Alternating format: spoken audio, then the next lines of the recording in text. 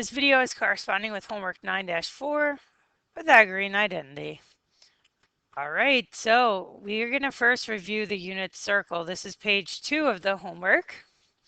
So a quick review of the unit circle. Remember, the unit circle is the equation x squared plus y squared equals 1, where it's at the center of the origin, 0, 0, and a radius of 1. Now, let's say I wanted to find the sine. According to SOHCAHTOA, the sine of the angle here, theta, is going to be opposite over hypotenuse. So it's going to be y over 1. We talked about that means the sine corresponds to the y coordinate of the point on the unit circle. Now the cosine is equal to adjacent over hypotenuse. According to SOHCAHTOA, adjacent is going to be the x, and the hypotenuse is going to be that 1. So the cosine equals x over 1, or just x. So that's a quick review of any point on the unit circle has the format cosine theta comma sine theta, where theta is the angle of rotation that you're rotating in standard position. Now let's say I wanted to do the Pythagorean theorem on this triangle. If I did the Pythagorean theorem on this triangle, I would be doing a squared plus b squared equals c squared, or leg squared plus leg squared equals hypotenuse squared. The first leg is the x, the second one is the y, and the hypotenuse is the 1. So this actually gives me my equation for my unit circle, x squared plus y squared equals 1. But let's say I wanted to replace the x now with the cosine, and the y with the sine. Then the x would be corresponding to the cosine of the angle of rotation squared, plus the y will be the sine of the angle theta, and then equals 1. It's still equaling 1. Okay, so this is the derivation of a formula called the Pythagorean identity. The formula says sine squared of the angle of rotation plus cosine squared of the angle equals 1. You could either write sine squared plus cosine squared equals 1, or you can write cosine squared plus sine squared equals 1. It's up to you because addition is commutative, doesn't matter. And then the other thing to note is that when we write it, we write the sine or the cosine with the square in between the n and the theta. And the reason why we do that is because we don't want to confuse where the squared is with the theta. So we don't want to think that we're squaring the theta. We're actually squaring the whole function sine or the whole function cosine. So we're taking the sine or the cosine of the angle and then we're squaring it.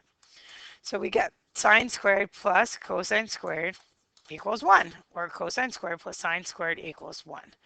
Now, what does this mean? All right, so let's see how we can apply it to any angle of rotation.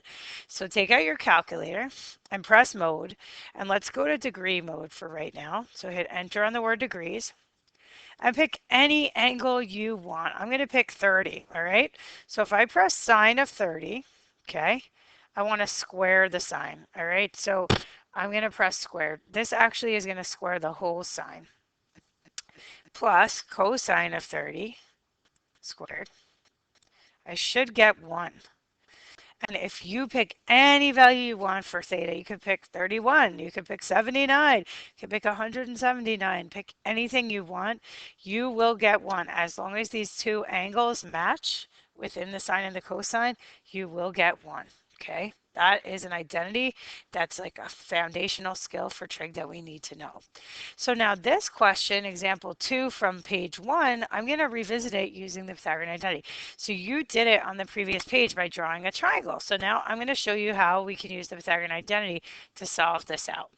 So the formula is sine squared theta plus cosine squared theta equals 1.